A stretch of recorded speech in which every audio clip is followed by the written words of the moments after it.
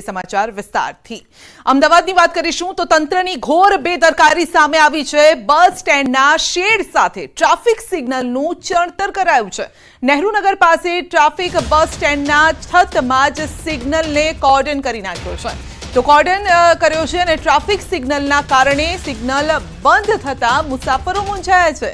શહેરીજોને તંત્રની ઘોર બેદરકારીની કામગીરી સામે પણ સવાલ ઊભા કર્યા છે। આપ જોઈ શકો છો હવે આ સિગ્નલ કોને દેખાય અને આ સિગ્નલમાં કયો કલર છે, ગ્રીન લાઇટ છે, લાલ લાઇટ છે, કેવી રીતે લોકો ત્યાંથી પસાર થાય, સવાલ અહીંયા એ છે।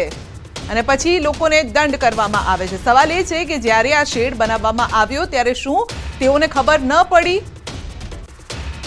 આ સિગ્નલનો કોઈ અર્થ છે કે નહીં? જે લગાવવામાં પણ આવ્યું છે તેને લઈને પણ તો સિગ્નલને જ કોર્ડન કરી દેવાયું છે। તો બસ સ્ટેન્ડના શેડ સાથે ટ્રાફિક સિગ્નલનું ચણતર કરી દેવાયું છે। જ્યારે આ બાંધકામ થતું હતું ત્યારે કોઈની નજરમાં કેમ આ બાબત ન આવી? કારણ કે સિગ્નલ બંધ છે, જવામાં તકલીફ પડે છે, ટ્રાફિક પણ થતા હોય છે, બસ આવતી હોય છે, બધું પણ થઈ રહેતું હોય છે, ટ્રાફિકની સ્થિતિ વર્તાય છે આવવાની કે ભાઈ આ સિગ્નલ આ દબાઈ ગયું છે ને આ ટ્રાફિક સિગ્નલનો કોઈ મતલબ નથી, તો પછી આ ट्रैफिक नियमों क्यों पालन थाय? कोई बस या कोई ऑटो खड़ी होती है तो सिग्नल शो ही नहीं करेगा, जिसकी वजह से एक्सीडेंट के चांसेस भी बहुत होते हैं। ओवरऑल आप देखोगे तो अगर हम सिग्नल क्रॉस करते हैं या जेब्रा क्रॉसिंग पे भी खड़े होते हैं तो हमारे फोटोज आ जाते हैं और मेमो आ जाता है। इसका गवर्नमेंट क्या रिप्लाई देगी या क्या देखेगी? तो आ तरफ गीर सोमनाथમાં રસ્તા વચ્ચેથી વીજ પોલ હટાવાયો છે। ન્યૂઝ 18 ગુજરાતીના અહેવાલની અસર થઈ છે। તંત્રએ તાબડતોબ વીજ પોલ હટાવ્યો છે। તો આપ જોઈ શકો છો તંત્રએ કામગીરી કરી અને તાત્કાલિક આ વીજ પોલ હટાવ્યો છે, કારણ કે ન્યૂઝ 18 ગુજરાતીએ આ અહેવાલ પ્રસારિત કર્યો હતો। મહત્વનું છે કે અગાઉ તંત્રની ઘોર બેદરકારી સામે અમે અવાજ ઉઠાવ્યો, વીજ પોલ વચ્ચે જ રસ્તો બનાવી દેવાયો અને જેના કારણે લોકોને તકલીફ પડતી હતી, પરંતુ ન્યૂઝ 18 ગુજરાતીએ આ અહેવાલ પ્રસારિત કર્યો અને ત્યારબાદ તંત્ર જાગ્યો અને વીજ પોલને હટાવી અને બાજુમાં મુકાયો છે।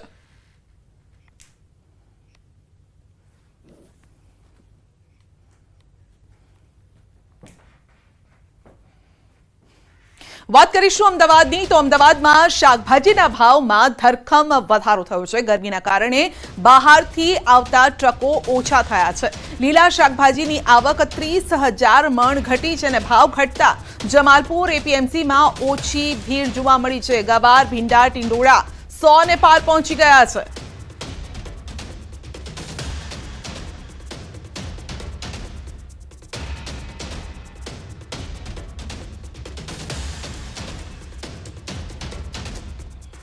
चालीस थी 45 डिग्री गर्मी सरेराश रोजबरोज रहे छे। एना कारणे लीला शाकभाजीना उत्पादन में घटाडो आव्यो छे। लगभग आपणे गणीए तो 25% जेटलो घटाडो छे। एना कारणे अत्यारे लीला शाकभाजीनी अंदर 20-25% વધારો નોંધાયો છે। છેલ્લા એક અઠવાડિયામાં ગરમીની જે અસર જોવા મળી તે શાકભાજી ઉપર સૌથી વધારે જોવા મળી છે। અત્યારે આપ એપીએમસી સેન્ટરના વિઝ્યુઅલ્સ જોઈ રહ્યા છો, જ્યાં શાકભાજીની આવક છે તે ઘટી ગયાના સમાચાર છે। સૌથી મોટી વાત એ છે કે શાકભાજીની આવક ઘટી ગઈ એટલે ઉત્પાદન ઓછું થયું, તેને કારણે અચાનક જ શાકભાજીના ભાવમાં વધારો જોવા મળ્યો। ચોળી છે તે એપીએમસીમાં 160 રૂપિયા કિલો તે પહોંચી ચૂકી છે। સાથે જ વાત કરીએ તો આદુના ભાવમાં પણ વધારો જોવા મળી રહ્યો છે। ગવાર, ભીંડો, ટિંડોળાના ભાવ પણ 100 રૂપિયા કિલો મળી રહ્યા છે। તેને કારણે જો એપીએમસીમાં આ પ્રકારના ભાવ હોય તો બહાર કેટલા ભાવ હશે, રિટેલમાં કેટલા ભાવ હશે તે સમજી શકાય છે।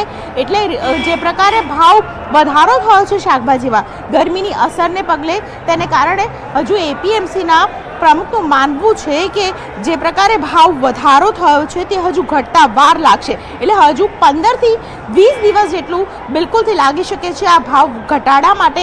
હજુ પણ લોકોએ શાકભાજી છે તે મોંઘી ખાવી પડશે।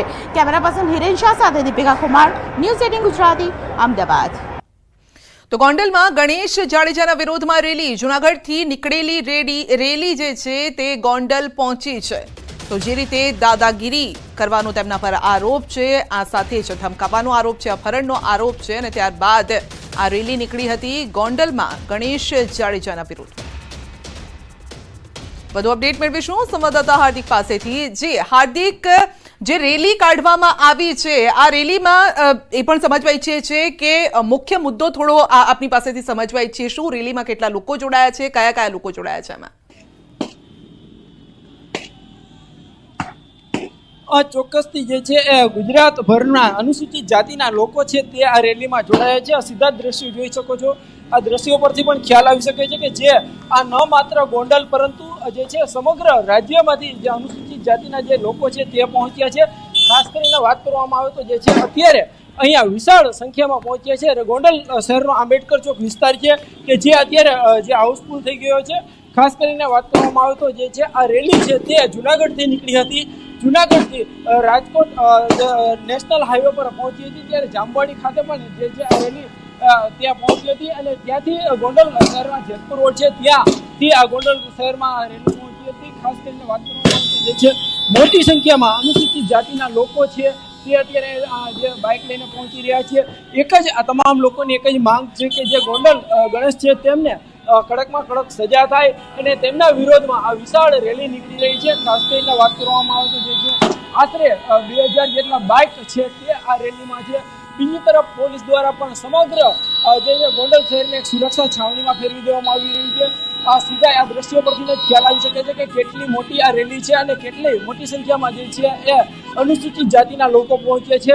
થોડી વાર પહેલા જ્યારે અનુસૂચિત જાતિના લોકો સાથે વાત કરવામાં આવી હતી એમજેટીની ટીમ દ્વારા ત્યારે તેઓની એક જ માંગ હતી કે તેમના પર અત્યાચાર થાય છે તે અત્યાચાર બંધ થવા જોઈએ અને જે છે કડકમાં કડક સજા થવી જોઈએ. સીધા જ આ દ્રશ્યો છે. આ દ્રશ્યો પરથી પણ આપણે ખ્યાલ આવી શકતો હશે કે કેટલી મોટી સંખ્યામાં છે.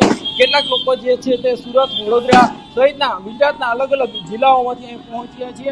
અત્યારે જે છે સૂત્રોચ્ચાર પણ કરી રહ્યા છે. તો બીજી તરફ થોડી વારમાં જે છે સભા પણ સંબોધવામાં આવશે. આ સીધા દ્રશ્યો છે તે ગોંડલ શહેરના આંબેડકર ચોક વિસ્તારના છે, ગુંદાળા ચોક વિસ્તારના દ્રશ્યો છે. અત્યારે આ સમગ્ર વિસ્તાર છે તે હાઉસફુલ થઈ ગયો છે. અહીંયા કહી શકાય કે પોલીસ પણ ખુદ ડીવાયએસપી પણ અહીંયા બંદોબસ્તમાં છે. ડીવાયએસપી, પીઆઈ, પીએસઆઈ સહિતનો જે પોલીસ કાફલો છે તે બંદોબસ્તમાં છે. અત્યારે આક્રોશ છે એ ચરમસીમા પર જોવા મળી રહ્યો છે. ખાસ કરીને વાત કરવામાં આવે તો જે છે અત્યારે મોટી સંખ્યામાં લોકો પહોંચ્યા છે અને તમામ લોકોની જે છે એ એક જ માંગ છે કે જે ગોંડલ ગણેશ છે તેને કડકમાં કડક સજા થાય. જી બિલકુલ હાર્દિક, આપનો આભાર અમારી સાથે જોડાવા બદલ. અને વાત કરીશું ગુજરાતમાં પહોંચેલા ચોમાસાની.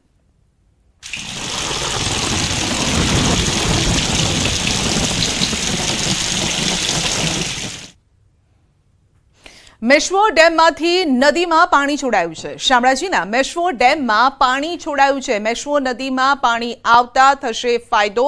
નદી કિનારાના બોર, કૂવા પણ રિચાર્જ થશે.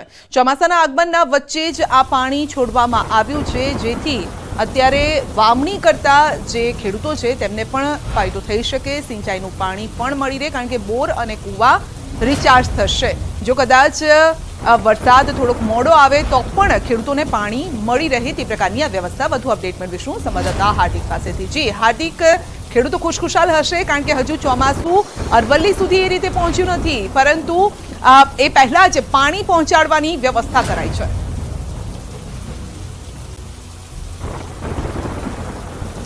હાર્દિક,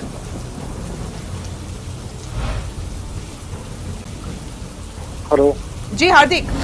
હા, જે પ્રકારે રાજ્યમાં સૌરાષ્ટ્રમાં જે પ્રકારે ચોમાસું વરસાદ જોવા મળી રહ્યો છે તે પ્રકારે અરવલ્લી જિલ્લામાં વરસાદ નથી પડી રહ્યો. કેટલીક જગ્યાએ છૂટાછવાયા જે માવઠું પડી રહ્યું છે. આ સંજોગોમાં જે શામળાજી પાસેનો જે મેશ્વો ડેમ છે તેમાંથી નદીમાં પાણી છોડાયું છે. ખૂબ લાંબી જે માંગ હતી, માંગ આખરે સંતોષાઈ છે ખેડૂતોને, કારણ કે જે પ્રકારે નદી કોરી થઈ હતી તેના કારણે કુવા, બોર ના સ્તર નીચા ગયા હતા. ત્યારે હવે પાણી છોડવામાં આવતા લગભગ 30 ક્યુસેક જેટલું પાણી છોડવામાં આવ્યું છે અને કુવા, બોર રિચાર્જ થશે અને ખાસ કરીને જે ખેડૂતો છે અને પશુપાલકો છે તેમાં એક ખુશીનું મોજું જોવા મળી રહ્યું છે. પરંતુ જે માંગ લગભગ મે મહિનાથી હતી તે હવે જૂનની શરૂઆતમાં પૂરી કરવામાં આવી છે. થોડું મોડું તો થયું છે પરંતુ ચોમાસાની હજુ પણ વિધિવત શરૂઆત થઈ નથી. એવા સંજોગોમાં ચોક્કસથી ખેડૂતોને ફાયદો થશે. બિલકુલ હાર્દિક, આપનો આભાર અમારી સાથે જોડાવા બદલ.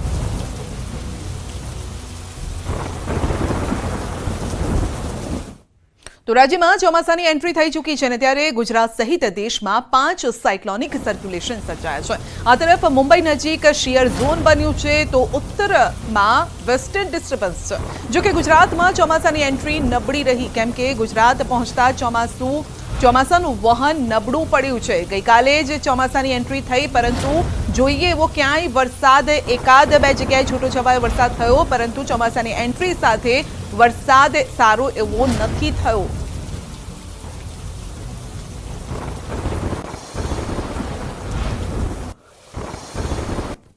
તો રાજ્યના પડોશમાં આવેલા સંઘ પ્રદેશ દમણના વાતાવરણમાં પલટો આવ્યો. સવારથી જ પ્રદેશમાં વાદળછાયું વાતાવરણ છે. વહેલી સવારે દમણ અને આસપાસના વિસ્તારમાં થોડા સમય સુધી સારો વરસાદ વરસ્યો. વહેલી સવારે વરસાદ વરસતા વાતાવરણ ખુશનુમા થયું. ગરમી અને ઉકળાટના માહોલ વચ્ચે વરસાદ વરસતા વાતાવરણમાં ઠંડક પ્રસરી અને આથી લોકોએ ગરમી અને બફારાથી રાહત અનુભવી. હવામાન વિભાગે આગામી સમયમાં દમણની સાથે વલસાડ જિલ્લામાં પણ વરસાદની આગાહી કરી છે.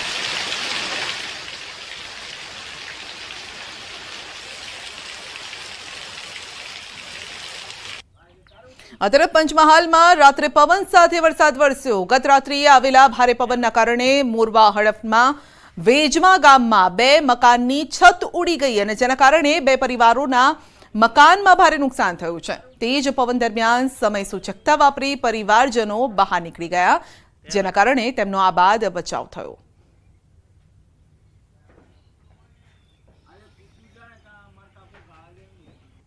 આ તરફ વડોદરા પોલીસે આરોપીઓનું સરઘસ કાઢ્યું છે. અકોટા પોલીસે તોફાનીઓને પાઠ ભણાવ્યો છે. ફિલ્મી ઢબે આવેલા 5 હુમલાખોરોનું પોલીસે સરઘસ કાઢ્યું. પોલીસે હુમલાખોરો પાસે ઘટનાનું રીકન્સ્ટ્રક્શન કરાવ્યું. 2 યુવકોને પતાવી દેવાની ધમકી આપી હતી. શસ્ત્રો સાથે આવેલા 5 લોકો ઝડપાયા છે અને મહિલાઓએ કંટ્રોલ રૂમમાં ફોન કરતા અકોટા પોલીસે સતર્કતા દાખવી. ખૂની ખેલ ખેલાય તે પહેલા જ પોલીસે તોફાનીઓને દબોચી લીધા. તો ત્યારબાદ તેમનું સરઘસ કાઢવામાં આવ્યું હતું. જો કે તેઓ શસ્ત્ર સાથે આવ્યા હતા. મારી નાખવાની ધમકી પણ તેઓ આપતા હતા. અકોટા પોલીસે તોફાનીઓને પાઠ ભણાવ્યો છે. 5 હુમલાખોરોનું સરઘસ કાઢવામાં આવ્યું છે તો જેથી લોકો પણ તેમને ઓળખી શકે અને તેમની દબંગાઈ દૂર કરવાના આ પ્રયાસ પણ છે પોલીસના. વધુ અપડેટ મેળવીશું સંવાદદાતા હાર્દિક પાસેથી. જી હાર્દિક, આરોપીઓનું સરઘસ કાઢવામાં આવ્યું છે. શું તેમનો કોઈ ગુનાહિત ઇતિહાસ પણ છે? બિલકુલ થી ગુનાહિત ઇતિહાસની વાત કરવામાં આવે તો અત્યારે એ દિશામાં પોલીસ જે છે તે તપાસ કરી રહી છે. સમગ્ર મામલાની જો વાત કરવામાં આવે તો ગોત્રી વિસ્તારમાં જે 2 ભાઈઓ છે તેઓ ચાની ટપરી ચલાવે છે. અજાણ્યા શખ્સો સાથે તેમને સામાન્ય બાબતે તકરાર થઈ હતી. ત્યારબાદ જે 5 લોકોનું ટોળું જે છે તેમના દ્વારા આજે 2 યુવકો છે તેમને પતાવી દેવાની ધમકી આપીને શસ્ત્રો સાથે તેઓ જે ચાની ટપરી છે ત્યાં પહોંચી ગયા હતા. પરંતુ તેઓ જાહેરમાં ગાળો ભાંડતા હતા અને બૂમાબૂમ કરતા હતા. તેના કારણે જે સ્થાનિક મહિલાઓ છે તેમને કંઈક અજુગતું થતું હોવાની જે શંકા ગઈ હતી, જેના કારણે મહિલાઓએ તાત્કાલિક કંટ્રોલ રૂમ પર ફોન કર્યો હતો અને પળભરની રાહ જોયા વિના જે અકોટા પોલીસ છે તે તાત્કાલિક ધોરણે સતર્કતા દાખવીને ઘટના સ્થળ પર પહોંચી હતી. અને પોલીસ જ્યારે ત્યાં પહોંચી ત્યારે 5 શખ્સો ત્યાં હાજર હતા અને તેમની પાસે દંડા અને પાઇપો જેવા જે હથિયારો છે તે હતા. ત્યારે પોલીસે 5 લોકોને રંગે હાથે ઝડપી પાડ્યા છે. જો પોલીસ સમયસર એ જગ્યા પર ન પહોંચી હોત તો ચોક્કસથી એ જગ્યા પર ખૂની ખેલ ખેલાઈ ગયો હોત. બીજી વાત કરીએ તો જ્યારે આ તોફાની તત્વો છે, લુખા તત્વો છે, તેઓ લોકોની અંદર દહેશત ઊભી કરવાનો પ્રયત્ન કરતા હોય છે. ત્યારે જે અકોટા પોલીસ છે તેમના દ્વારા લોકોમાંથી આ તોફાની તત્વોનું દહેશત દૂર કરવા માટે આ જે હુમલાખોરો છે તેમનું સરઘસ કાઢવામાં આવ્યું હતું અને લોકોને જે છે તે જાગૃત કરવાના પ્રયત્ન કરવામાં આવ્યા હતા. અને લોકોને પોલીસ દ્વારા એક સંદેશો આપવામાં આવ્યો છે કે લોકોએ જે છે આ પ્રકારના જે તત્વો હોય છે તેમનાથી ડરવાની જરૂર નથી, કારણ કે વડોદરા શહેર પોલીસ જે છે તે લોકોની સેવામાં તત્પર હોય છે. ત્યારે પોલીસે આ જે તમામ હુમલાખોરો છે તેમનું રીકન્સ્ટ્રક્શન કરાવ્યું છે અને આ જે સરઘસ જ્યારે કાઢવામાં આવ્યું હતું ત્યારે લોકો થોડા એકઠા થયા હતા. આ 5 લોકો છે તેમના રિમાન્ડ મેળવવાની તજવીજ જે છે તે અકોટા પોલીસ દ્વારા હાથ ધરવામાં આવી. બિલકુલ તો પોલીસ પણ આરોપીને સાથે રાખીને સરઘસ કાઢ્યું હતું અને લોકોમાં ડર જે પેદા થયો છે તેને દૂર કરવાનો આ પ્રયાસ. આપનો આભાર. ભરૂચમાં એમએલએ હોસ્પિટલની વિઝિટ કરતા પોલ ખુલી છે. એમએલએ ડીકે સ્વામીએ લીધી હતી હોસ્પિટલની મુલાકાત. જંબુસર સબ ડિસ્ટ્રિક્ટ હોસ્પિટલની સરપ્રાઇઝ વિઝિટ લીધી અને હોસ્પિટલના સુપ્રિન્ટેન્ડન્ટ ગેરહાજર નજરે પડ્યા. કર્મચારીઓ ગેરહાજર છતાં હાજરી પત્રકમાં તેમની સહી બોલતી હતી અને જેના કારણે જ આખો ભાંડો ફૂટી ગયો.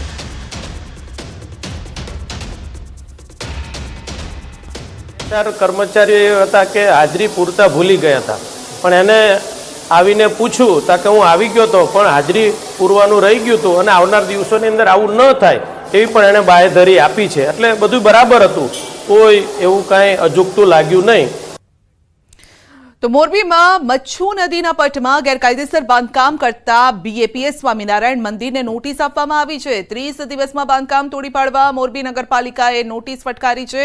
એડવોકેટ સહિતના જાગૃત નાગરિકો દ્વારા જિલ્લા કલેક્ટરને રજૂઆત કરાઈ અને ત્યારે તપાસ બાદ કલેક્ટરે ગેરકાયદેસર બાંધકામ દૂર કરવા માટે નોટિસ પણ આપી છે. નદીનો એરિયા જેનામાં આવે એમને સંયુક્ત રીતે અમે તપાસ કરી અને અહેવાલ કરવા સૂચના આપવામાં આવેલ. આ બાબતે પ્રાથમિક દ્રષ્ટિએ ચીફ ઓફિસર નગરપાલિકાએ જ્યારે નોટિસ આપી ત્યારે માલુમ પડેલ કે મંદિર દ્વારા એમને કન્સ્ટ્રક્શન માટે કોઈ મંજૂરી લેવામાં ટાઉન પ્લાનિંગમાંથી આવેલી નથી અને આ બાંધકામ છે એ ટોટલ ગેરકાયદેસર છે એવું ફલિત થયું. ગઈ તારીખના રોજ નગરપાલિકા શ્રીએ મોરબી નગરપાલિકા શ્રીએ સ્વામિનારાયણ સંપ્રદાયને નોટિસ આપી કે આટલા સર્વેવાળું બાંધકામ છે ટોટલ એ સંપૂર્ણ ગેરકાયદેસર છે. આ બાંધકામ 30 દિવસની અંદર દૂર કરશો તમારા ખર્ચે, નકર તમારા સામે તાત્કાલિક પગલાં લેવામાં આવશે.